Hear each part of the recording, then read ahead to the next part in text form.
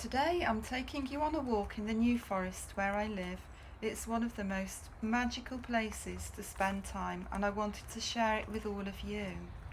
One of the reasons that I'm sharing this video today is because I'm asked many times about how I cope with living with incurable cancer and how I cope with the uncertainty.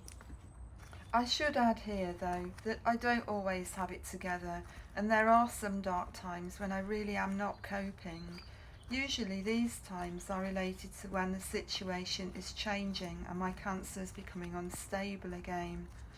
If you think about it though, physically it takes time for our body to become more unwell and changes detected through investigations, etc.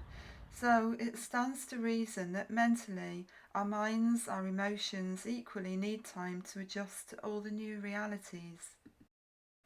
So what do I do to cope with an ever-changing situation? Like everyone, I find it really hard to shrug off bad news.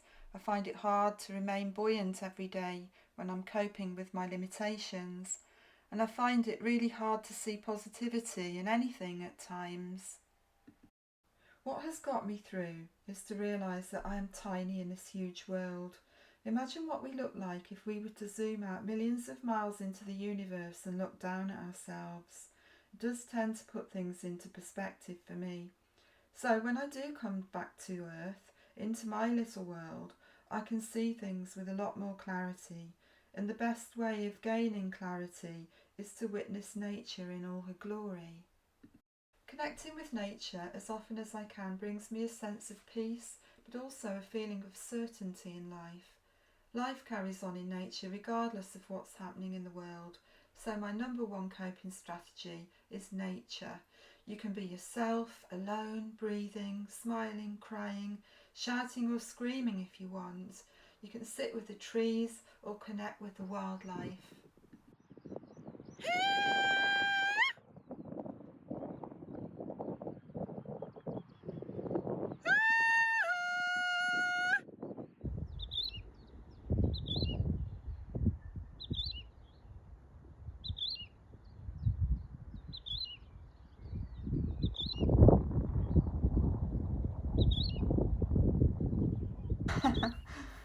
No, you don't need to go to the lengths that I do in calling the cows.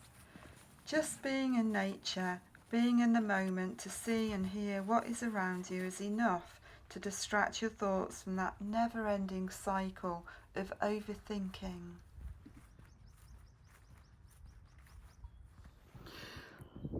On a beautiful day like today, I thought I'd bring you with me on a walk, and I'm not actually going over to my favourite barrows today. I'm in search of another one.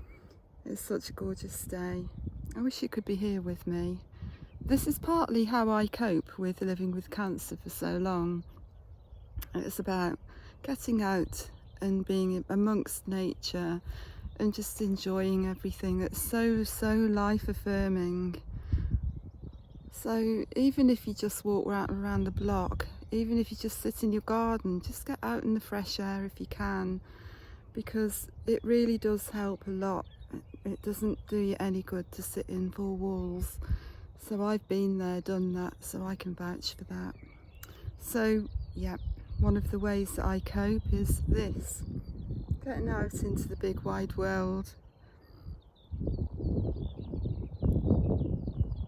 It's so beautiful, it really is.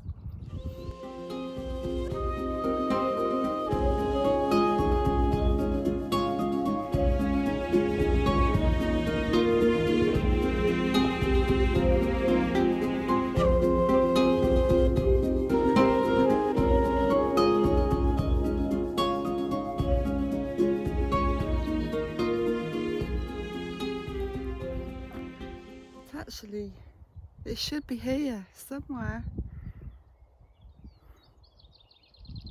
Ah, I've spotted it.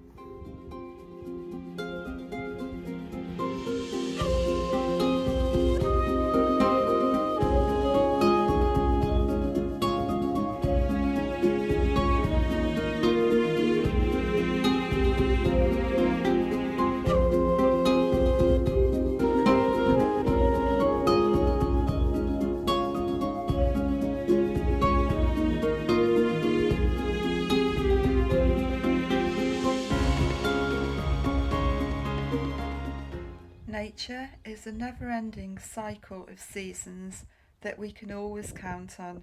In a world that feels like it's falling apart and so uncertain, nature gives us stability. The seasons follow each other without fail, and we can count on them when the rug gets pulled from beneath our feet. Overthinking is one of the worst things that I've found that causes me to spiral downwards, and the only way that I stop doing this is to mentally draw a line under it. I write down my thoughts so they're out of my head but not forgotten, and I clear my mind as much as possible by doing this. I tend to write lists, so if I'm feeling really overwhelmed about remembering to do things, I write a to-do list. It's always on my phone or by the side of my bed.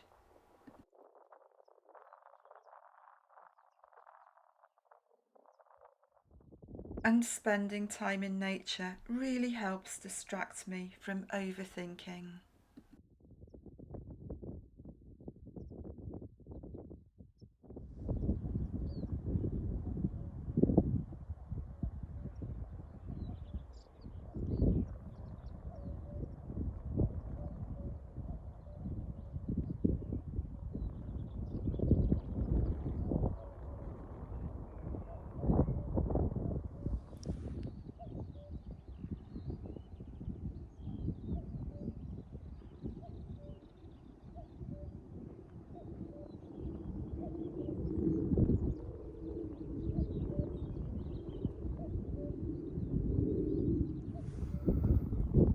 I hope you've enjoyed your walk with me. Thank you for coming along. Can you hear the cuckoo?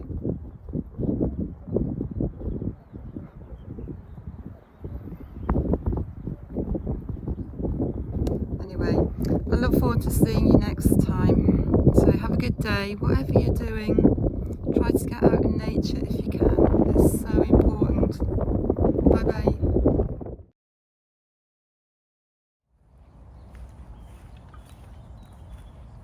I'll share more about my coping strategies in future videos, but for now, believe me when I say nature is our greatest healer and our greatest teacher.